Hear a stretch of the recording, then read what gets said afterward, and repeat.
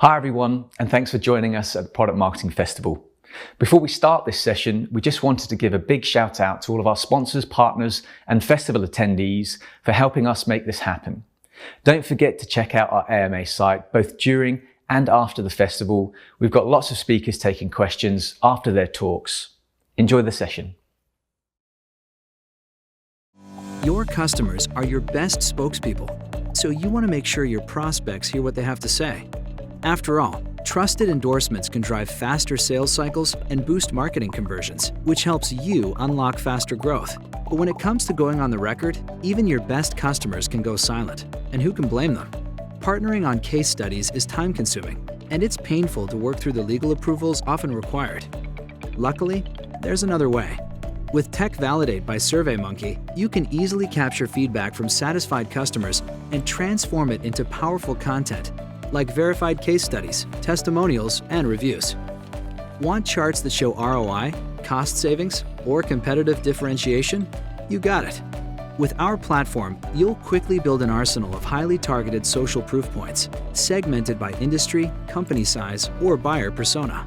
You'll get the tools to easily deploy your new customer evidence into top marketing channels and put it in front of your sales team to share with prospects. Plus, there's no need to wait for legal for approvals.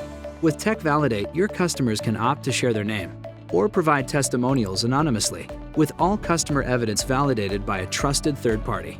That's why hundreds of companies, big and small, use Tech Validate to get social proof at scale. Ready to see how it works? Watch our product tour today.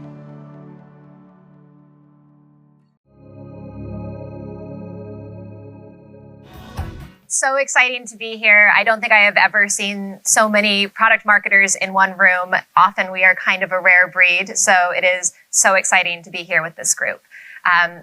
Yes, I am Megan Fitzgerald, and I am the head of product marketing for experiences at AR/VR at Facebook. So what does that mean? That means that in a team where a lot of our peers are working on building the next generation of VR hardware, the Oculus Quest, Oculus Rift, and Oculus Go headsets, and they're pushing the boundaries of technology, we need to tell the story of what people will do with that technology. My team and I are responsible for promoting the use cases, the apps and games that are enabled by the VR hardware that Facebook is building.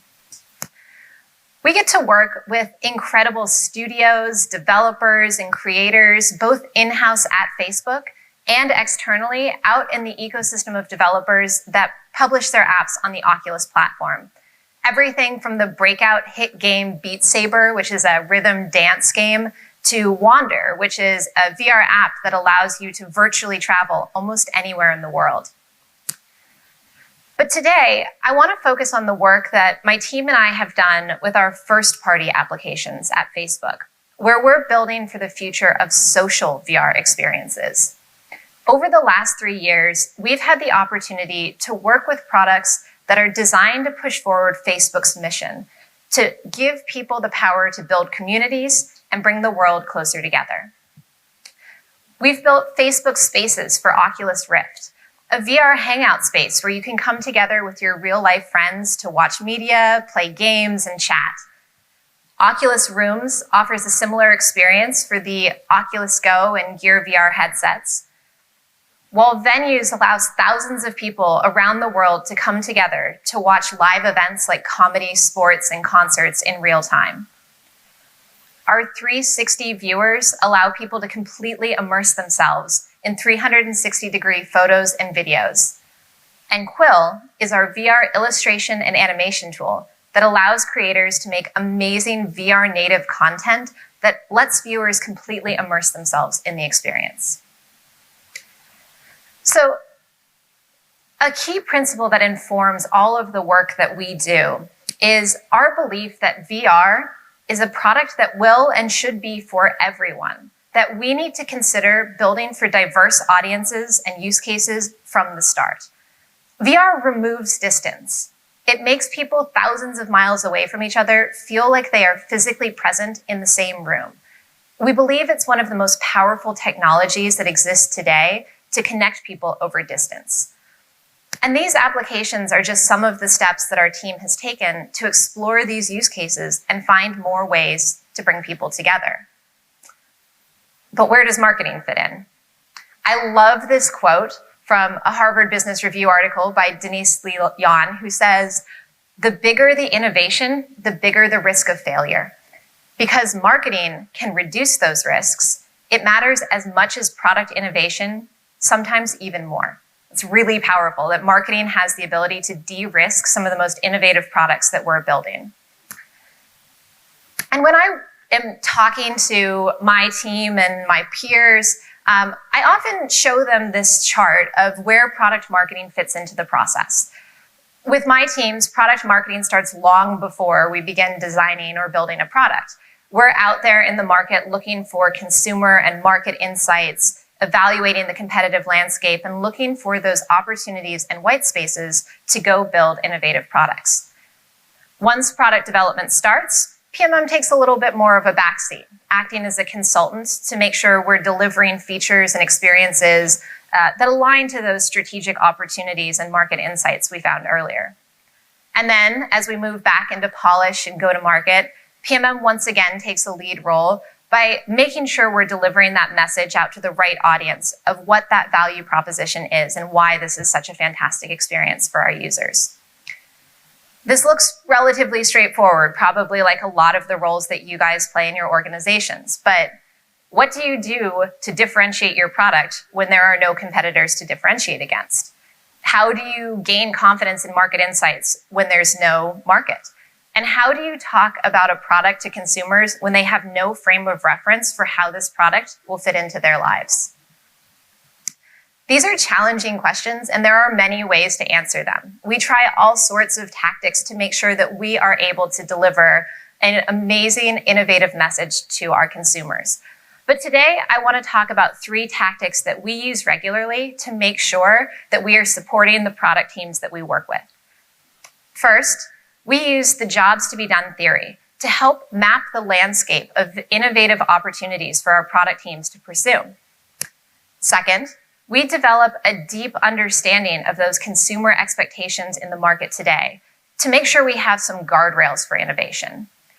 And third, we leverage familiar consumer platforms where people are spending time today to introduce them to some of those new innovative features they may not have considered. I want to start with the jobs to be done theory, which was articulated by Clay Christensen, the author of The Innovator's Dilemma. If you are familiar with this theory, feel free to zone out for a couple of minutes. I'm going to give a quick overview. I am very excited about this theory, and I love talking about it and sharing it with new groups. So, jobs to be done is a really powerful and sometimes humbling way to consider the relationship between your customer and your product. A job is really simply the role that a product plays in a consumer's lives to help them move forward in a given circumstance. Put another way, people don't want a 1/4-inch drill bit, they want a 1/4-inch hole. What is the problem that they need to move past that your product can solve for them? And jobs are very rarely about the functional. It's not just what does the product do to solve a particular job. The best jobs have an emotional component. There is some emotional driver of why people want that job fulfilled. And jobs are rarely one-off events. The best jobs that your product can solve over and over again are for recurring problems in people's lives. To give this a broader example, the classic story to illustrate jobs to be done is the milkshake problem, in which a small retailer wanted to sell more milkshakes. They tried adding new flavors based on consumer feedback and offering coupons and discounts, but nothing materially changed the volume of milkshake sales. So they brought in some consultants to help them understand what they could do to move more milkshakes off the shelf. And the consultants started looking at the data and speaking to users, and they discovered something odd, that 40% of milkshakes were being sold early in the morning. What could be going on here? Who drinks milkshakes first thing in the morning? And so they dug in and talked to the users and talked to the people making these purchases, and they discovered that all of these purchasers were hiring milkshakes to fulfill a very specific job in their lives. These were long-distance commuters who wanted something that would entertain them on a boring car ride, keep them full until lunchtime, and not cause a mess or a distraction while they were driving. They were using milkshakes for the job of entertainment and sustenance while on a boring commute. Now, knowing this insight, imagine the new opportunities that this offers for the retailer.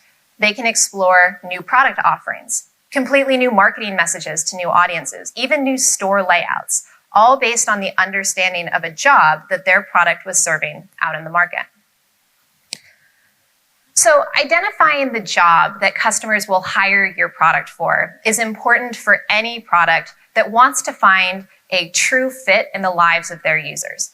But this is even more important for us in VR because there is no job association in our consumers' minds today. Take, for example, the iPhone. They didn't need to educate people on the use case or the job of staying connected while on the go. They did a much better job than some of the previous products out there, but people understood the fundamental job that this product would play in their lives. We don't have that luxury with VR, so we need to find jobs that VR can solve better than any other product and create opportunities and experiences for VR to solve that job for users. So how do we identify the jobs to pursue? Well, generally it starts with product marketing, user research, and the design team going out into the market, doing deep consumer research, competitive analysis, and trying to understand both unmet needs, places where people have true jobs to be done that aren't fulfilled by any other product, or emergent needs, places where people are using our or other products in a way that's unexpected or maybe not aligned to the initial use case of that product, and where perhaps we can come and do a better job. But one of the most straightforward ways to start exploring jobs to be done is to look for jobs that exist in your own and your team's lives, under the assumption that if there is a true unmet need in your own life, that might resonate with a larger audience as well. And a perfect example of this comes from one of our products, Quill, the VR illustration and animation tool.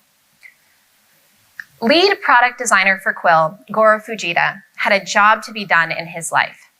As an illustrator and animator for DreamWorks, who had made his background and his career from his beautiful hand-drawn art, he wanted a way to deliver the high-quality 3D models that the industry was seeking.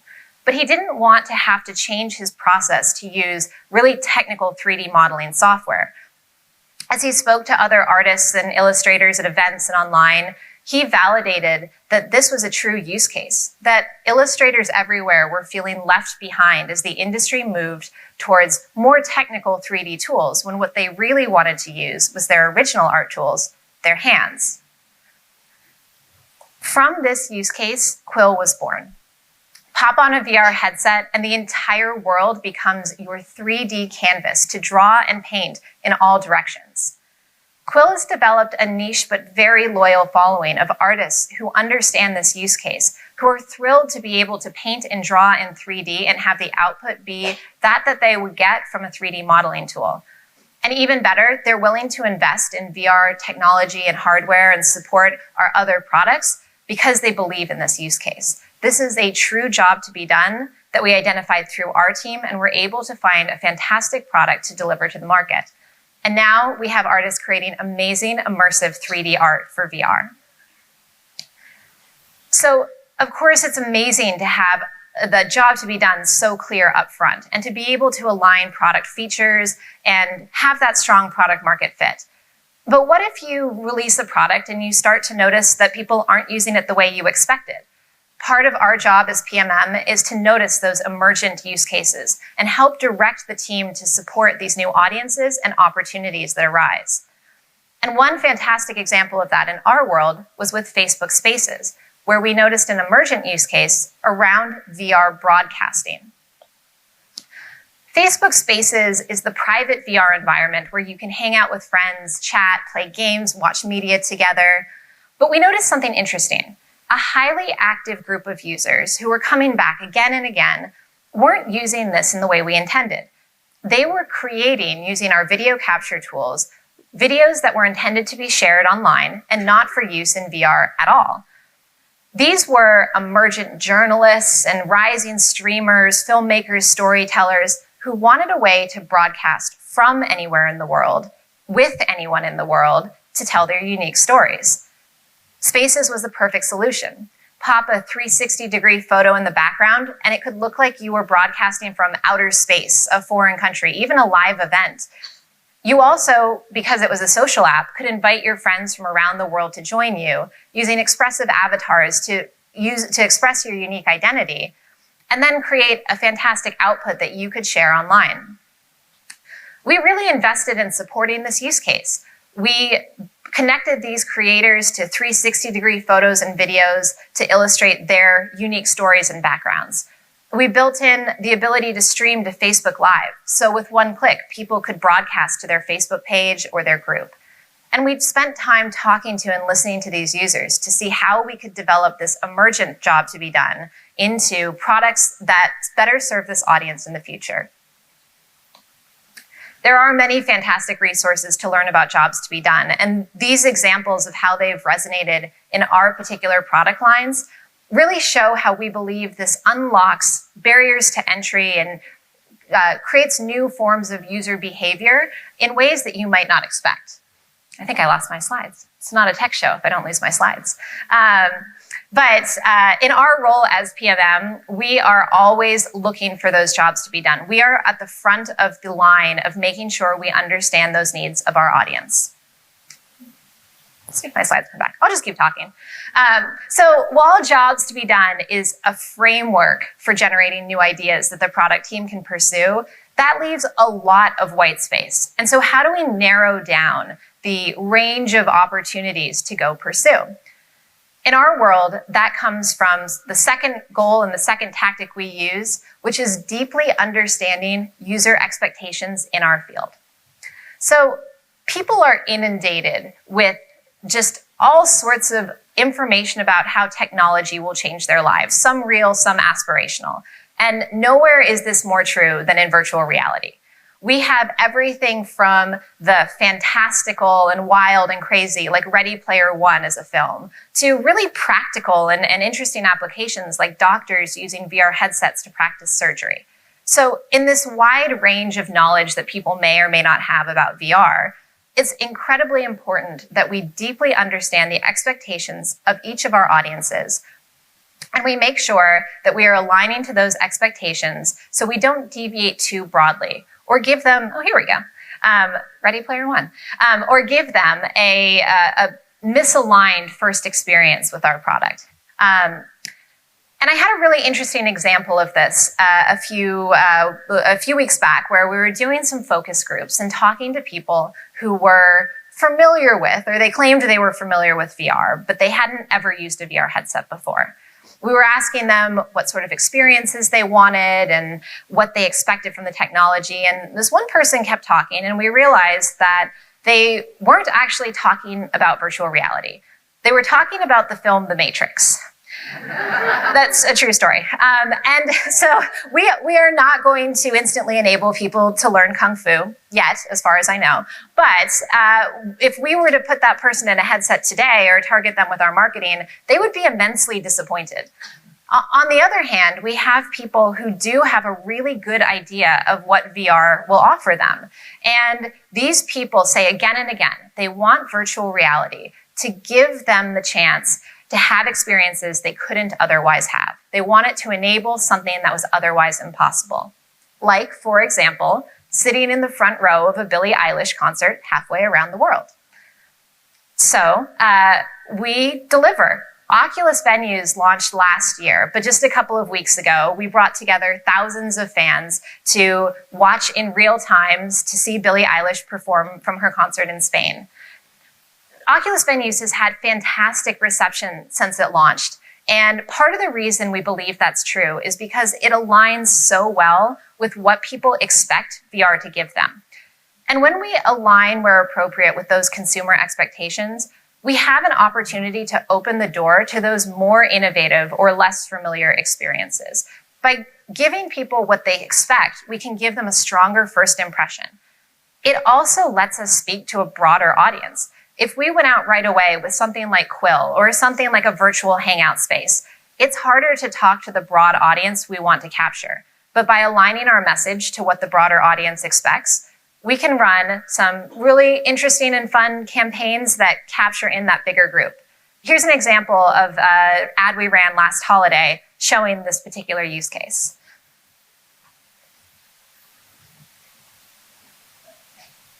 Look at that. Oh!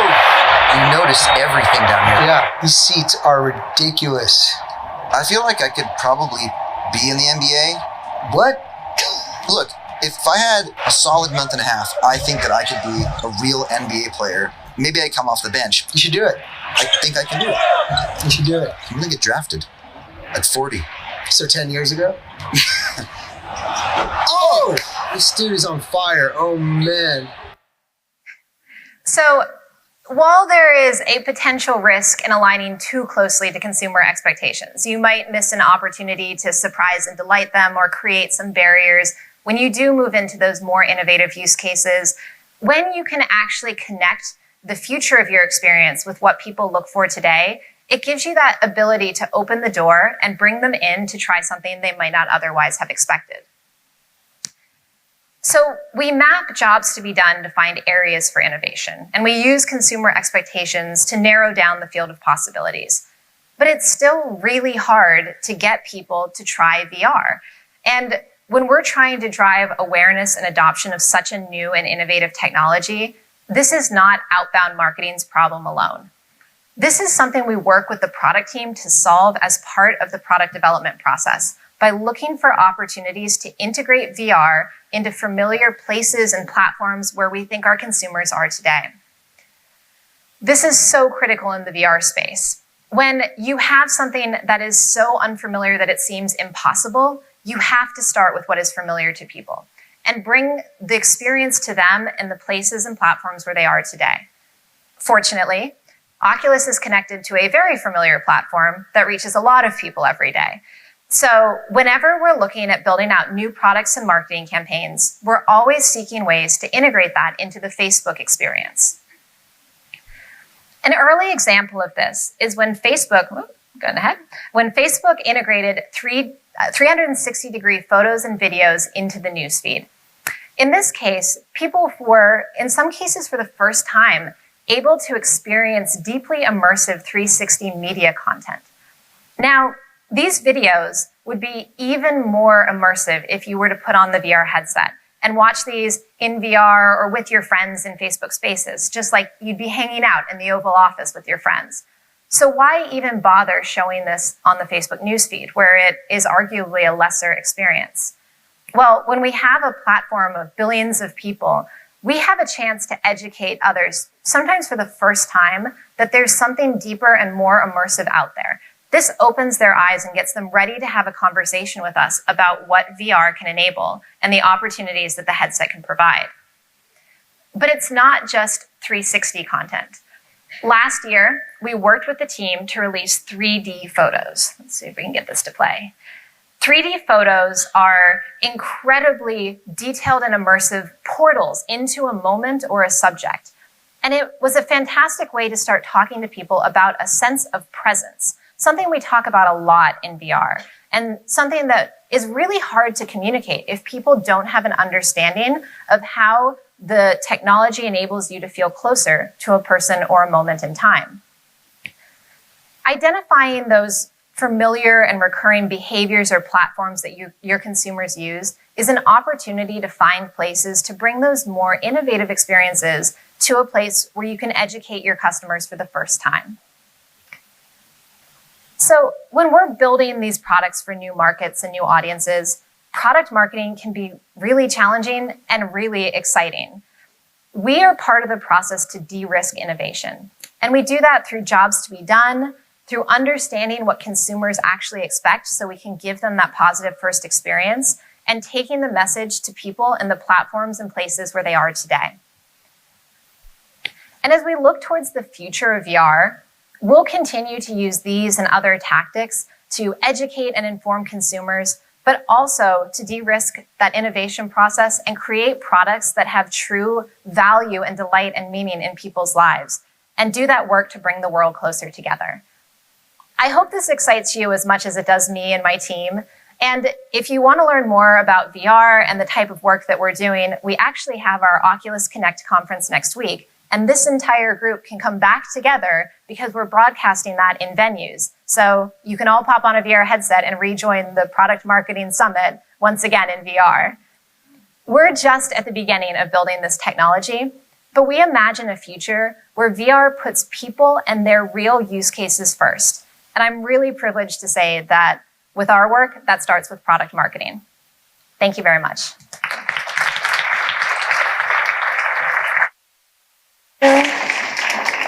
Awesome. I'm a huge fan of Jobs to be Done. Try to bring it everywhere I can. And side note, the small retailer that had the milkshake example was actually McDonald's. And they increased milkshake revenue by 7x. So definitely worth checking out. We are going to do a couple of housekeeping items before we move into Fran's talk, which is going to be great. First of all, we're going to have a coffee break, and after that, just know that this conference splits into 2 tracks. So you have paradox of choice there. And between each talk, you'll have about 5 minutes to figure out where you're going. Okay, so I was also the MC in New York, and there's something I really like to do, which is just like figure out who traveled the furthest to come here, because I think it's fascinating that we're like, there's no way you were all from San Francisco. There just can't be this many product marketers in San Francisco. So who thinks they traveled the furthest? Just like shout it out. Amsterdam? Russia? I was sleeping during geography. Y'all have to work this out, actually. Russia? Anyone further than Russia? Okay, I wasn't that sleeping. Anyone further? Okay, where? Paris. I think Russia's further, yeah. Okay, I think Russia it is. I have a little gift for you. Even though I live in New York, I lived here for many years, and I love SF MoMA. It's very close, you should check it out. So I got you a notebook and a pen so you can take notes for today if you wish. And I also tainted it already by telling you all my favorite spots that are nearby. So, thank you for traveling all the way from Russia. Actually, there are a bunch of us from Russia. Okay. But I was the first to say. But you were the most awake. Yeah. You were the most awake. Yeah, take note, everyone. My